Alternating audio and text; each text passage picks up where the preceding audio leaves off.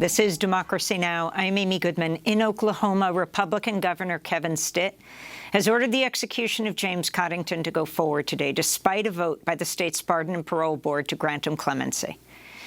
This marks Oklahoma's fifth execution since October, when it resumed the death penalty after putting it on hold in 2015 after prison officials botched an execution by using the wrong lethal drug.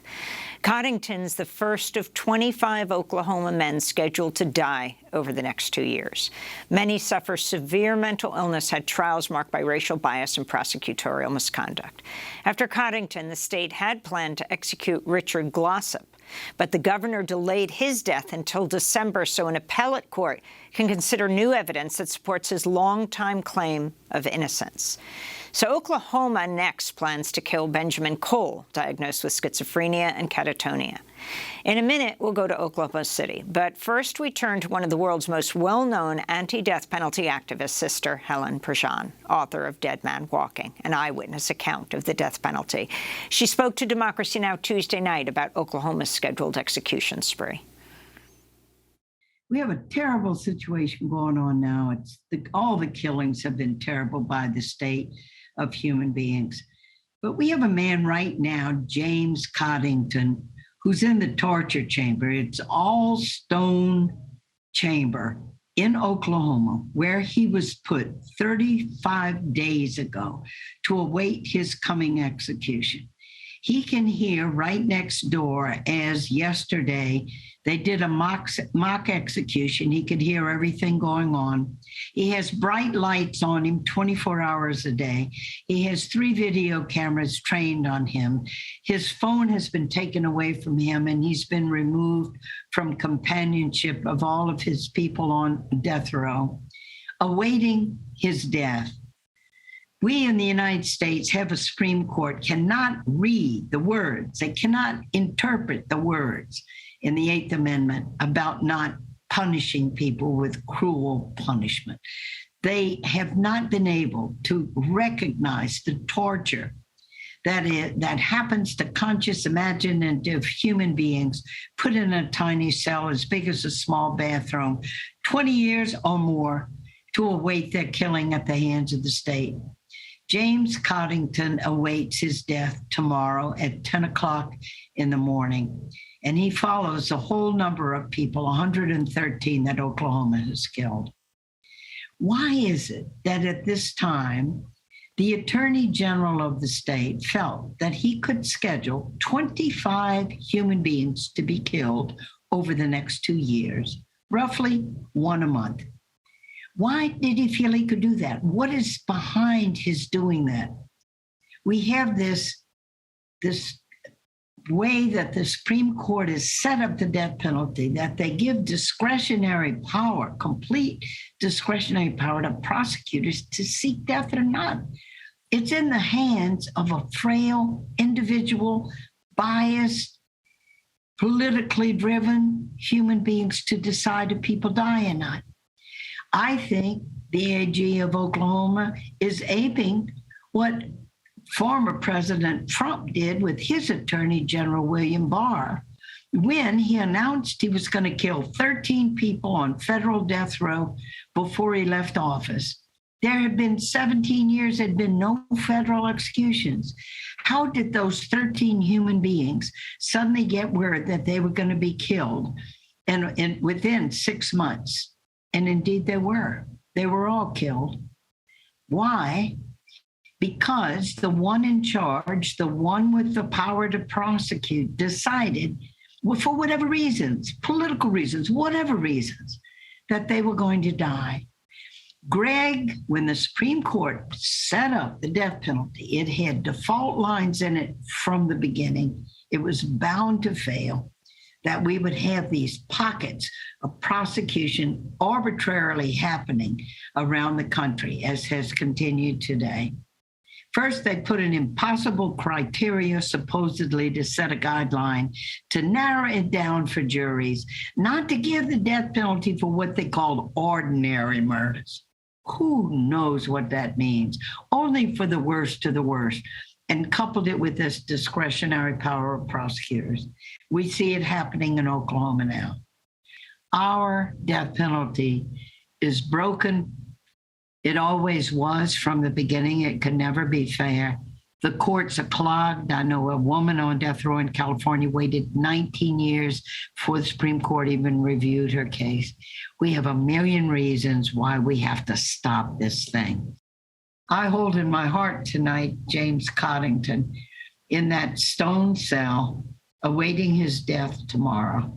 I recognize that this is torture and an abuse of human rights. In time, with our help, as we continue to get the word out, the American people are going to see that too, and we are going to end this thing. That's the world-renowned anti-death penalty activist, Sister Helen Prejean, speaking to us from New Orleans last night.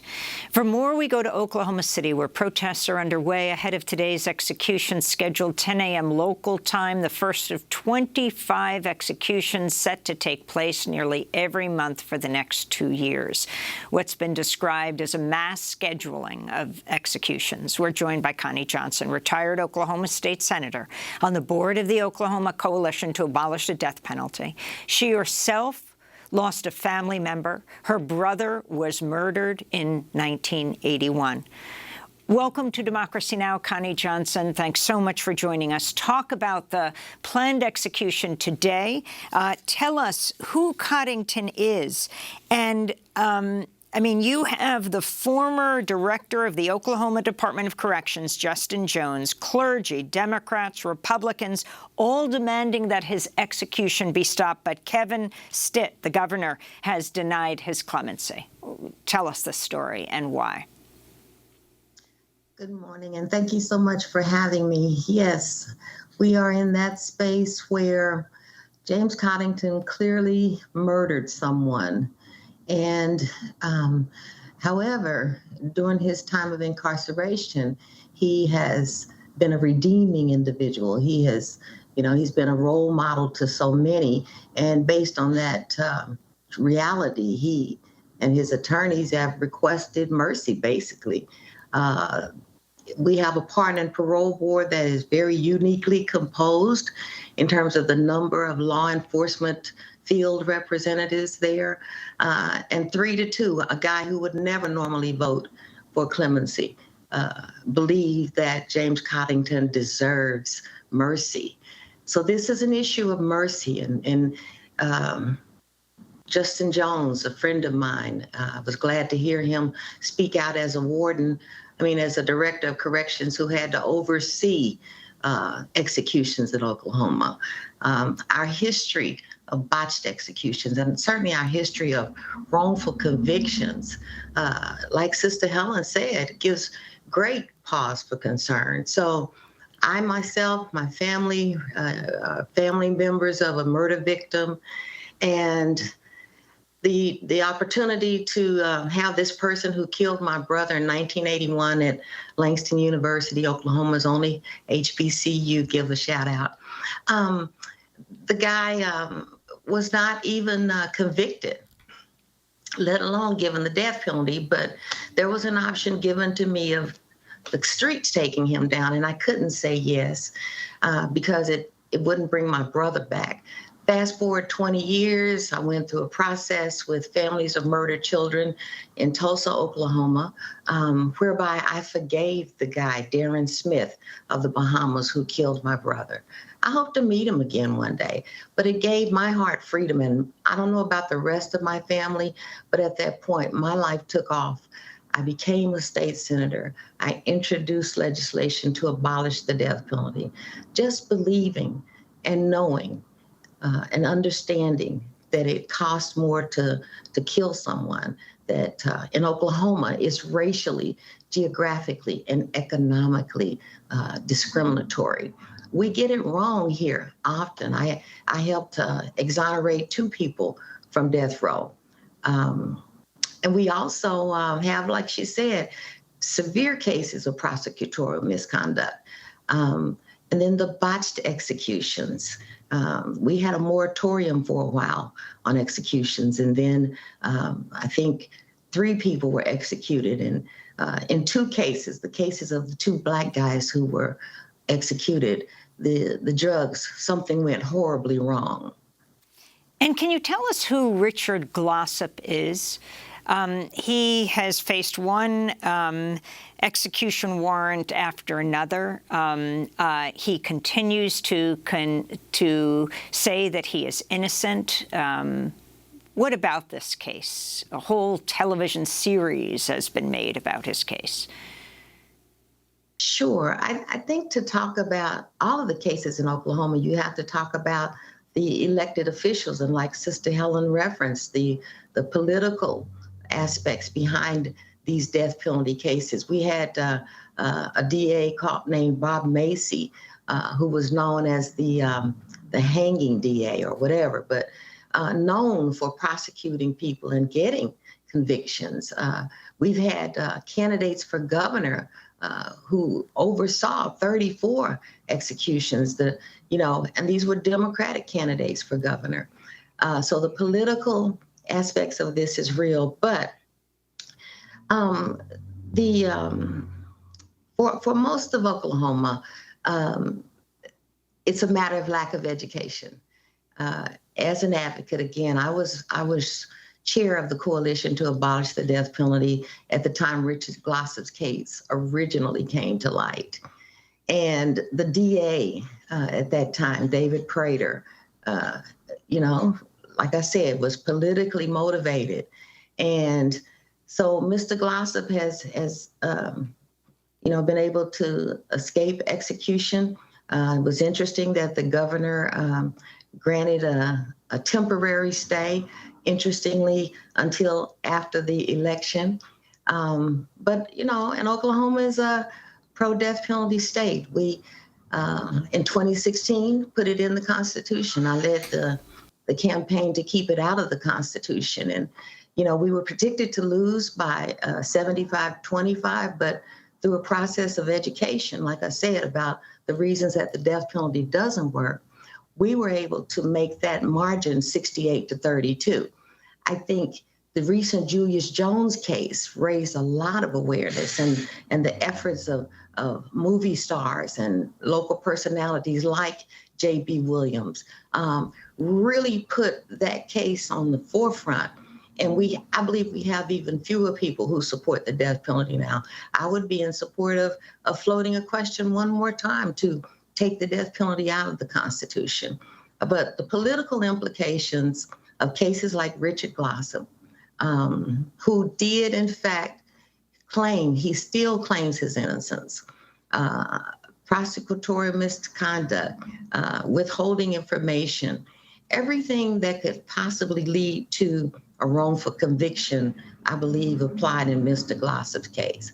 So I just think the contrast between what the governor has done for Mr. Glossip, how he's approving or how he's going ahead with Mr. Coddington's execution, those things they have to have a political backdrop.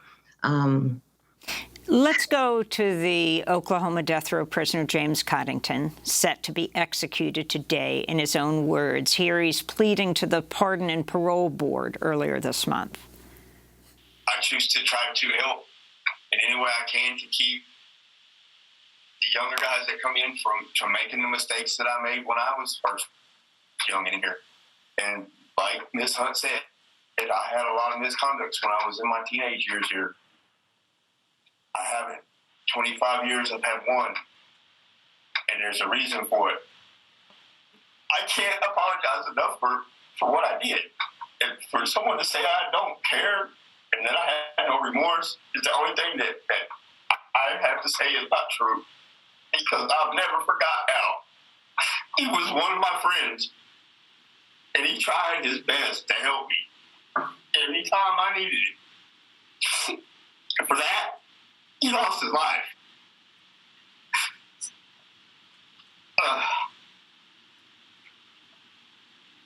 Everything my attorney has told y'all about me today is me. If I deserve to live, it's in y'all's hands. If I don't, it's also in your hands. That's about all I can say. I don't know what else to say.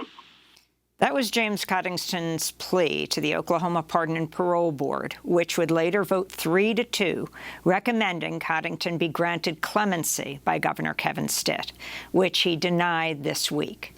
As we wrap up, 25 men are slated to be killed, one a month for the next 2 years. Connie Johnson, your final thoughts. Yes, I hadn't heard Mr. Coddington's conversation, and it reveals the trauma that's at the base of so much that's wrong in Oklahoma. And clearly, we are just calling for mercy. I want to be clear that the Coalition to Abolish the Death Penalty, the Death Penalty Alliance, of which I'm also an affiliate member, we don't want anyone executed. And what's going to happen today, what appears to going to happen today, is not in our best interest as a state. I don't want the state of Oklahoma, I don't want Governor Kevin Stitt murdering James Coddington in my name. And we'll keep our fight going. I think the fact that you'll see displays of 25 crosses here in Oklahoma City, there'll be vigils. I have one this morning at 9 o'clock with the Coalition to Abolish the Death Penalty. And certainly over the course of these next potential 25 executions, the voices of Oklahomans will start to be heard better. And I, as one under my company, Advocacy Works, will be right out there on the front line.